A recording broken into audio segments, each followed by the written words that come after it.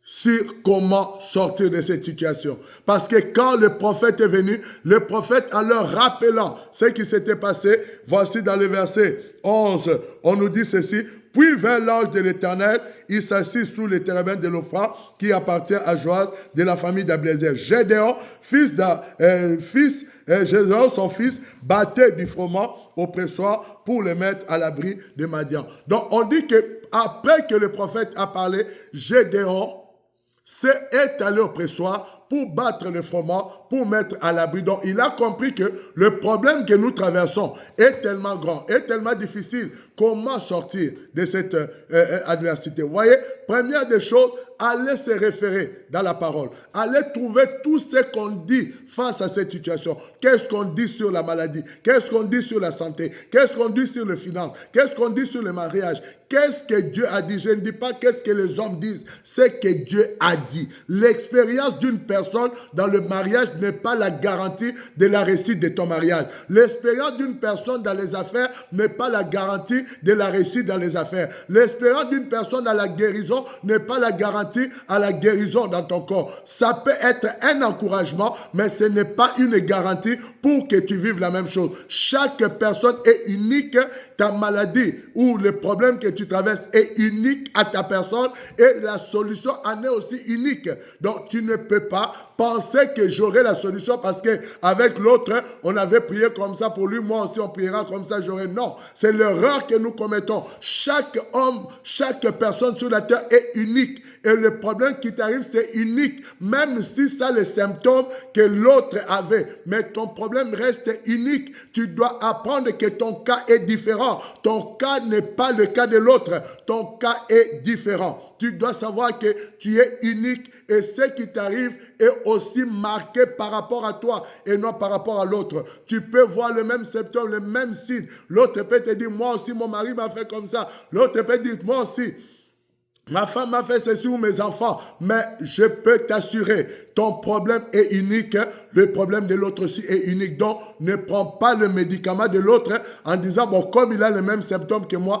je peux prendre le même médicament. Non, tu ne sais pas la source de ton problème, tu ne sais pas l'origine de ton problème. C'est pourquoi il faut te référer à Dieu, d'aller chercher au travers de l'écriture. Le prophète ici, on ne nous a pas donné son nom pour dire quoi? On veut nous dire tout simplement d'aller consulter la parole de Dieu, d'aller consulter Dieu, pas consulter les hommes, consulter la parole de Dieu.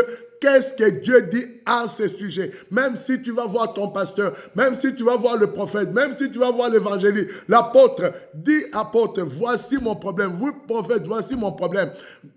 Qu'est-ce que la parole de Dieu dit en fonction de ça? La Bible dit, il y a eu des rois dans le livre de 2 rois, 3. La Bible dit il y a eu des rois qui se sont retrouvés dans le désert et ils n'avaient plus la nourriture, ils n'avaient plus de l'eau à boire. Qu'est-ce que ces rois ont dit, ces rois d'Israël? Ils ont dit, y a-t-il pas un homme ici à qui nous pouvons consulter Dieu pour savoir ce que Dieu veut? Tu dois toujours consulter pour savoir ce que Dieu veut, non ce que toi tu veux. En principe, quand tu rencontres un prophète, un apôtre, il doit te dire ce que Dieu veut et non ce que toi tu veux. Même si ce qu'il te dit, cela ne correspond pas à ce que toi tu veux. Mais tu dois le prendre parce que c'est ce que Dieu veut. Le peuple d'Israël était malheureux. Ils ont crié à l'Éternel. Peut-être ils attendaient qu'en criant à l'Éternel, directement l'Éternel va frapper les Madianites. Non, la Bible dit l'Éternel envoyait le prophète. En d'autres termes, l'Éternel envoyait la parole pour qu'il consulte la parole, qu'il voit qu'est-ce qui est dit face à cette adversité, face à cette situation. Quand tu as maintenant ce qui est dit vis-à-vis de ça, cela te permet maintenant de trouver la méthode pour sortir, de trouver la remède. C'est comme ça que Gédéon, après avoir appris ce que l'Éternel a dit face à cette situation, Gédéon a changé d'attitude. Il est rentré dans l'attitude de vainqueur et non de perdant. Il a commencé à quoi? À battre le froment, à mettre à l'abri pour que le Madianite ne puisse pas prendre cette petite récolte pour sa famille. J'aimerais t'encourager dans cette année. J'aimerais t'interpeller dans cette année. Quelle que soit l'adversité, quelle que soit la situation, l'épreuve qui viendra contre toi, ne cherche pas d'abord des solutions humaines. Va d'abord consulter la parole de Dieu. Va regarder dans les Écritures qu'est-ce qu'il est dit face à cette situation. Même quand tu iras voir un pasteur, un prophète pour prier pour toi, va dans les Écritures. Consulte les Écritures. Regarde qu'est-ce qu'on a dit à propos de cette situation. Quand tu vois ce qui est dit à propos de cette situation, c'est comme ça maintenant, même quand on va prier pour toi, on va prier dans la connaissance, tu auras toi-même la connaissance. La Bible dit, le peuple périt faute de connaissance. On prie pour toi pour quelque chose, tu ne sais même pas. Qu'est-ce que la parole dit par rapport à cette chose? Tu ne sais même pas. Tu dois savoir. Par exemple, tu vas demander, excusez-moi, je vais donner un témoignage d'une personne une fois qui vient me voir, une femme qui vient me voir, oui, homme de Dieu, prie pour moi, mon mari est parti, et ceci, c'est là pour qu'il rentre à la maison. Ok, je lui ai posé la question, qu'est-ce qui s'est passé? Il m'a dit, oui, il y avait tel problème, il explique un peu le problème. Alors moi, dans la colère, qu'est-ce que j'ai pris? J'ai pris ses valises. Pendant que lui, il est parti au travail, j'ai pris ses valises, je suis parti les déposer dans son travail. Je l'ai répondu tout de suite, j'ai dit, je ne peux pas prier. J'ai dit, la première des choses, retourne dans son travail, va récupérer les valises. Ramène d'abord les valises à la maison, remets d'abord les choses dans le contexte. Remets d'abord les choses dans le contexte. Quand tu sors du contexte, ça devient un prétexte. Toute prière que nous allons faire, ça ne marchera pas. C'est comme si tu demandes qu'on prie pour ton mari ou pour ta femme, mais tu as l'habitude de taper ta femme. Tu as l'habitude de le frapper. Tu as l'habitude d'insulter ton mari. Tu as l'habitude de lui dire de mauvaises choses. Mais même si nous prions, la prière ne marchera pas. Tu dois d'abord aller consulter les Écritures qui disent quoi? Marie, aimez vos femmes comme Christ a aimé l'Église. Femmes, soyez soumises à vos maris. Et là, je vais encore dire, en disant femmes, soyez soumises à vos maris, ce n'est pas femmes, soyez esclaves de ton mari, mais femmes, soient sous la mission de ton mari, c'est-à-dire soutiens ton mari dans la mission, dans ce que Dieu lui demande de faire.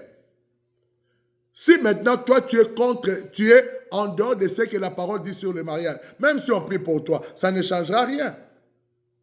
Si on doit prier pour toi pour la santé, mais tu ne rentres pas dans les critères de quelqu'un qui doit être en bonne santé. Même si on prie pour toi, la bonne santé ne viendra pas. Excuse-moi, je dois te dire la vérité. C'est comme ça qu'on prie, on t'impose les mains, tu as perdu tous les cheveux de la tête à cause des impositions des mains, tu n'as pas de résultats. Pourquoi? Il faut aller d'abord consulter les Écritures. Allez voir qu'est-ce qu'on dit pour avoir la bonne santé. Qu'est-ce qu'on dit pour réussir dans ces entreprises. Qu'est-ce qu'on dit? Je prends un exemple. La Bible dit, par exemple, pour réussir dans toutes les entreprises, avoir du succès. Qu'est-ce que les Écritures disent? Les Écritures disent dans le livre de Josué 1, le verset 8, que ce livre de la loi ne s'éloigne point de ta bouche. Médite-le nuit et jour en agissant fidèlement. Selon ce qui est écrit, c'est comme ça que tu auras du succès et tu réussiras dans toutes les entreprises. Par exemple, quand les situations viennent contre toi, viennent pour te combattre, comment ces situations peuvent ne pas tenir devant toi? 1 Josué 1, le verset 5. Nul ne tiendra devant toi tant que tu vivras. Or, vivre, c'est être dans la parole, parce que la Bible dit, c'est la parole qui est la vie. Donc, aussi longtemps tu seras dans la parole de Dieu, aucune situation ne tiendra devant toi. Si tu dois réussir, tout ce que tu fais réussir, qu'est-ce que la Bible dit? Psaume 1. Il dit, heureux celui qui ne marche pas dans le conseil des méchants, qui ne s'assoit pas dans les bas de moqueurs, mais qui trouve son plaisir dans la loi de l'Éternel, qui le médite nuit et jour en agissant fidèlement. Il est comme un arbre planté près des courants d'eau. Ses feuilles ne flétissent point, mais il porte des fruits dans sa saison et tout ce qu'il fait lui réussit. La Bible dit, Dieu envoie d'abord les prophètes pour rappeler à Israël qu'est-ce qui a occasionné la venue de Madian, qu'est-ce qui a occasionné la venue des Amalécites. Quand l'adversité viendra cette année, quand des situations viendront cette année, va consulter les Écritures. Même si tu iras voir un homme de Dieu pour prier pour toi, mais consulte les Écritures. Regarde d'abord qu'est-ce qui est dit à ce sujet-là. Et regarde si tu réponds aux critères. Regarde s'il n'y a pas quelque chose que tu as fait de contraire. Si tu regardes et tu vois ça, alors tu auras déjà 70% de la solution à ces problèmes. Tu auras déjà 80% de la solution de ces problèmes. Et quand on priera pour toi, ça sera simplement l'accomplissement pour achever cette situation. Que l'Éternel puisse te bénir. Je reviendrai mercredi prochain pour te parler de la suite de ce message, vaincre l'adversité. Que la grâce de notre Seigneur Jésus-Christ soit avec vous. Je ne peux pas te laisser sans t'inviter à faire cette prière avec moi.